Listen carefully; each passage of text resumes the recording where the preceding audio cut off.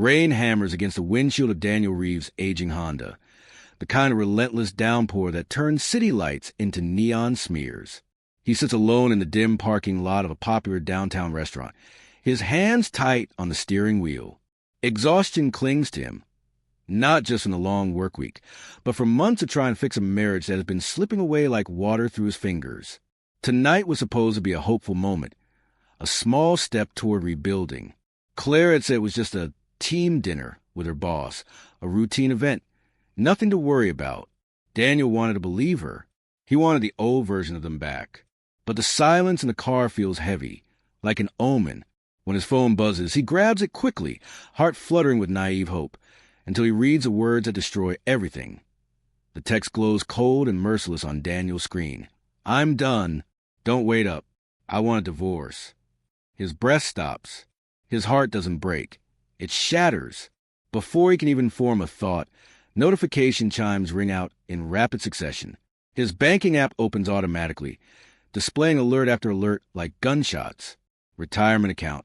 Emptied. Savings. Transferred. Joint card. Disabled. His future, their future, vanished within seconds. His pulse roars in his ears. At first, he tells himself it has to be an error, maybe fraud, maybe a glitch. Claire wouldn't do this. Not like this. Not after everything they tried to fix. Panic surges through him. The restaurant's warm lights blur as he stumbles out of the car, drenched instantly in freezing rain, running toward the entrance like a man chasing the last piece of his collapsing life. Inside the bustling restaurant, people laugh, clink glasses, and enjoy their night, unaware that Daniel's world is burning. He scans the room desperately, searching every face for Claire, hoping this nightmare is a misunderstanding. But she isn't there. A manager approaches, politely but awkwardly, and tells him she left early with Nathan Cole, her wealthy, married senior executive. The words slice deep in the rain outside. Daniel feels his lungs tighten, his vision blur. The room suddenly feels too loud, too bright, too cruel. He walks back outside, where the storm welcomes him like a punishment. Standing in the downpour, phone clenched in his trembling hand, he finally understands the truth. His wife didn't just leave him. She abandoned him, betrayed him, and drained him of everything, emotionally, financially, and silently. And she didn't even look back. Daniel Reeves grew up in quiet corners of a small town, raised by a single mother who worked 2 jobs just to keep their home standing. From her, he learned discipline, sacrifice, and the unshakable belief that stability was a foundation of love. He became a project engineer not for glory or ambition, but because it offered steady hours and a predictable future. Something he never had as a child. His trust issues were carved into him early by the father who disappeared and the promises that never returned. Yet Claire, with her bright smile and creative spirit, softened him. She made him believe that safe love was possible, that a future built brick by brick could actually hold. Daniel dedicated his life to creating peace, the kind of peace he never experienced. And losing it now feels like losing childhood. All Claire Hartley was brilliant in ways she didn't even recognize, talented, quick-thinking, and creatively gifted. But her childhood left a hole inside her, carved by emotion, neglect, and inconsistency. Growing up constantly overlooked made her seek validation in every room she entered. Daniel's steady love once soothed her fears. His support carried her through unemployment and career uncertainty. Their early marriage was warm, playful, full of nights spent dreaming about a cozy home and a future family.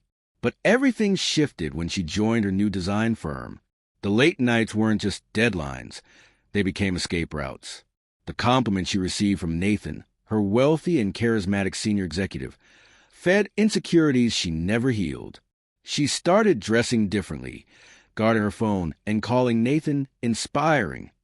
Daniel saw the red flags, but love made him rationalize everyone, clinging to memory of who she used to be. Over again. When Daniel arrives home after the crushing divorce text, silence greets him like an unfamiliar intruder. The house feels wrong, too still, too hollow. As he walks down the hallway, he notices the first drawer half open, clothes missing. Then another, and another.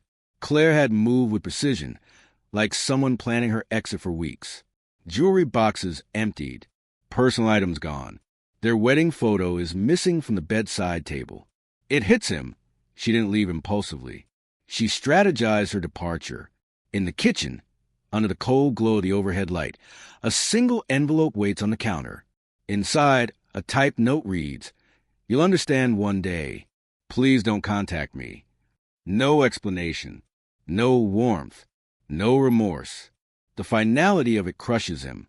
He stands there, surrounded by the ghosts of their life together, sinking into shock so deep he can barely breathe that Daniel's nightmare deepens the next morning when he walks into bank, soaked from the rain, eyes hollow from a night without sleep. He expects to find a glitch, something that can be reversed with a few signatures. But the banker's expression changes the moment she pulls up his account. Claire didn't just transfer their retirement savings. She moved everything into an account created under her name months ago. She'd been preparing, updating passwords, removing his access, switching authorizations one at a time like someone dismantling the foundation of their life brick by brick.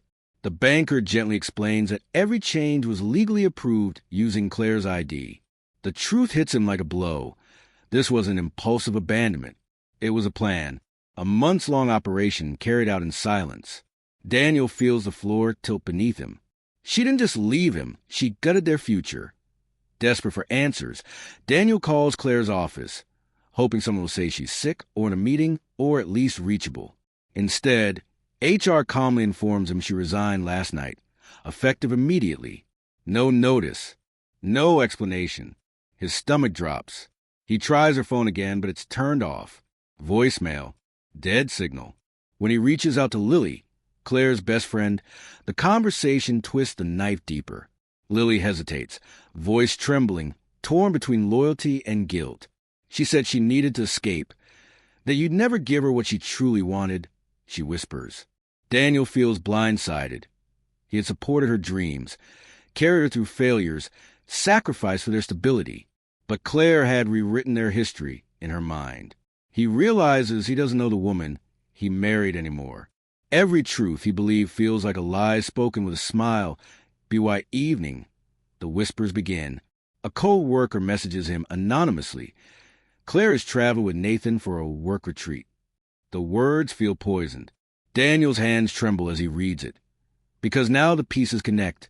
The late nights, the secrecy, the sudden confidence, the resignation, the vanishing act. He isn't just abandoned. He's cornered emotionally, financially, and legally. When he meets with an attorney the next morning, the harsh truth drops like a hammer. Your wife withdrew marital funds. This is a fight now. The lawyer says, sliding legal documents across the table. Daniel stares at the papers, rage mixing with heartbreak. He never wanted war. He wanted a life. But Claire has forced him into a battlefield she created. The inciting incident ends with Daniel realizing something he never imagined. He must uncover every truth she buried and fight back for everything she stole, that Daniel's world begins to crumble piece by piece as new information surfaces. Claire hasn't returned home, and she isn't hiding in some cheap motel in panic or regret. She is staying at a luxury hotel, the very one Nathan frequently books under company travel. The attorney's voice echoes in his mind. This will be a long, expensive battle. The words feel like chains tightening around his chest. When Daniel visits his mother later that night, she hugs him without asking questions, but the humiliation still burns.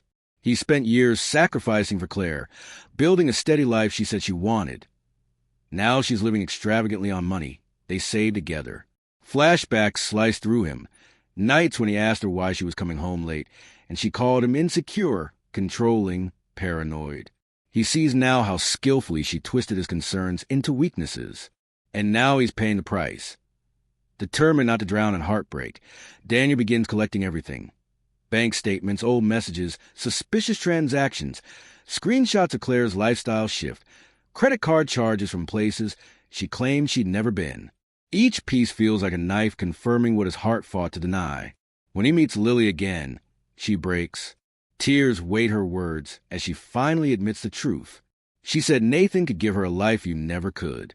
Money, status, excitement. The words are cruel, but they're honest, and they split Daniel open. He thinks of all the times he held Claire while she cried about feeling inadequate, All the nights he stayed up helping her with portfolios during unemployment. All the sacrifices he made so she could feel secure. Now he realizes she didn't leave because she was neglected. She left because stability wasn't glamorous enough for her anymore. The emotional tension reaches its breaking point when Daniel decides to confront the one person who might understand the devastation Nathan leaves behind, his wife, Elena. When she opens the door, her composed face cracks instantly, not in surprise, but in recognition. "You're not the first husband Nathan destroyed," she says before he even speaks. Her living room walls tell their own story. Legal files, photos, timelines, evidence of deceit years in the making. As they talk, Daniel realizes he is sitting across from someone who has lived his nightmare long before he arrived. Elena shares proof. Emails, hotel receipts, messages where Claire appeared months ago as Nathan's new project. Rage and clarity rise inside Daniel simultaneously. For the first time, he isn't alone. Their mutual pain becomes an alliance, one built not on romance, but on truth, betrayal, and a shared determination to expose both Claire and Nathan. The night the truth arrives, Daniel is sitting alone at his kitchen table, surrounded by the debris of weeks spent trying to piece his life back together. His laptop dings. A single email from an anonymous sender. No subject. No message. Just one attachment. When he opens it, his pulse freezes. It's a financial document linking Nathan to a network of illegal fund transfers, funneling company money into accounts under Claire's name. The pattern is unmistakable. Nathan used her as a financial shield, set her up to take the fall if the scheme ever surfaced. Claire hadn't just run away with another man. She had been played, manipulated, used like a disposable pawn in a corporate crime she didn't understand. Daniel's stomach churns as the realization hits. She thought she was escaping into a better life, but she was walking straight into a trap that would swallow her whole. Fueled by a mixture of heartbreak, anger, and a flicker of compassion he never expected to feel again, Daniel goes to the luxury hotel where Claire has been staying. When she opens the door, the sight destroys him. Claire looks nothing like the confident woman who left him. Her mascara streaks down her swollen cheeks, hands shaking, eyes darting in fear. The fantasy has already begun to crumble around her. She sits on the edge of the bed, voice cracking as she confesses everything, how Nathan promised her a life of luxury, told her Daniel was suffocating her potential, whispered that she deserved more. She believed him. She believed every lie. She thought she was choosing freedom, choosing love. Instead, she has become the perfect scapegoat in a crime she never saw coming. Daniel watches her unravel, tore between fury and the remnants of the man who once loved her. The final blow lands when Daniel brings the anonymous documents to the investigators already circling Nathan. The moment they see the transfers, everything snaps into place. Nathan had built an elaborate scheme, positioning Claire as the perfect fall person. But Daniel's moral compass cuts through his personal pain. Instead of letting Claire be destroyed, he hands over the truth that takes Nathan down. Within hours, officers escort Nathan out of the building in handcuffs, cameras flashing, employees whispering. Claire watches the news coverage from a hotel room, collapsing to her knees as the reality shatters her last illusion. Nathan never loved her. She wasn't his partner. She was his escape plan. Everything she sacrificed, everything she destroyed, was for a man who planned to discard her the moment trouble came. And Daniel, the man she betrayed, is the one who saved her from losing everything. The divorce process moves forward, but Daniel refuses to let bitterness dictate his future. He does not fight for revenge, for punishment, or for the emotional satisfaction of watching Claire suffer.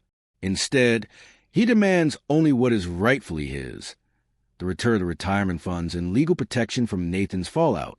Claire appears at the mediation table pale, exhausted, and a shadow of a woman who once believed she was ascending into a glamorous life. She apologizes again and again, tears falling as she whispers that she ruined everything, that she doesn't know who she became. Daniel listens, but not with longing, with clarity. "I loved you," he tells her softly, "but you chose to burn everything for a dream that never existed." The words do not come from anger. They come from acceptance. And for the first time, Claire realizes forgiveness will not equal reunion. It will simply free him. After the paperwork is done, Daniel begins rebuilding not as a broken man, but as someone rediscovering the parts of himself he buried during the marriage. He moves into a modest new apartment, smaller, but full of light and possibility. He joins a men's divorce support group, where he hears stories that mirror his own pain and finds strength in shared healing. Slowly, he reconnects with friends he drifted from, apologizing when necessary, opening up when he never used to. With time, he rediscovers his old passion for home renovation. The smell of sawdust, the satisfaction of fixing something with his hands, the quiet peace of creating rather than surviving. What started as a distraction becomes a small side business, one that grows from referrals and genuine appreciation. Daniel realizes he doesn't need a perfect life. He just needs a life that is authentic as that Claire's future takes a different path. With Daniel's evidence proving she was manipulated, she avoids prison, but must take a plea deal for her minor involvement. She moves back to her parents' home, emotionally shattered, forced to rebuild from the ashes of her choices. She sends Daniel one final message. "Thank you for saving me from a life I didn't see destroying me." Daniel reads it once, then sets the phone down gently. He feels no triumph, no lingering resentment, only a quiet release. He walks out onto his apartment balcony, watching the sunset paint the city in warm colors. For the first time since everything collapsed, he feels free. He understands now that loving someone doesn't mean losing yourself. Letting go doesn't mean forgetting. It means choosing peace over pain. Daniel smiles softly as a calm future unfolds before him, rebuilt by his own hands. That a full year has passed, and Daniel's world feels unrecognizably calm. His newly renovated home office is a reflection of the man he rebuilt himself into. Bright sunlight filters through soft curtains, warm with textures fill the space, and plants he once thought he'd forget to water now thrive on the shelves. It is peaceful, quiet, and deeply his. One morning, he receives a letter in the mail, written in familiar handwriting. It's from Claire. The words are simple, almost fragile. "I hope one day you find someone who values the way you love. I couldn't." Daniel reads it slowly, not with bitterness, but with a steady, grounded heart that no longer aches. He folds the letter gently and places it in a drawer. There is no anger left, only understanding. The storm she brought into his life has long passed, leaving him stronger than she ever knew. Daniel steps outside onto the balcony, the place that has become his quiet sanctuary. There, Samantha waits with 2 steaming coffees, smiling in that soft, gentle way she always does. She was part of the support group, someone who understood heartbreak without judgment, someone who spoke slowly and listened deeply. Their connection wasn't rushed, wasn't desperate, wasn't built to patch wounds. It grew naturally, like sunlight returning after a long winter. She hands him his cup, and their fingers brush, not with intensity but with comfort. Samantha isn't here to replace anyone. She isn't here to erase his history. She's simply someone who values truth, growth, and gentle beginnings, the exact qualities Daniel once buried beneath years of carrying someone else's dreams. They stand together on the balcony in easy silence, the kind that feels like healing instead of emptiness as the sun rises. Painting the sky with gold and pale pink, Daniel leans on a railing and breathes in the cool morning air. For the first time in years, he feels fully present, not haunted by memories, not waiting for pain, not fighting battles that were never his to fight. Samantha stands beside him, close enough to share warmth, but far enough to honor the slow pace they've chosen. Daniel closes his eyes for a moment and whispers to himself, "I didn't lose my future. I rebuilt it." The words feel like a promise, to himself, to the man he became, to the life he reclaimed. The storm is gone. The chaos, the betrayal, the heartbreak, all of it washed away, leaving only quiet freedom. As the light touches his face, Daniel realizes he isn't just surviving anymore. He is beginning again on his own terms.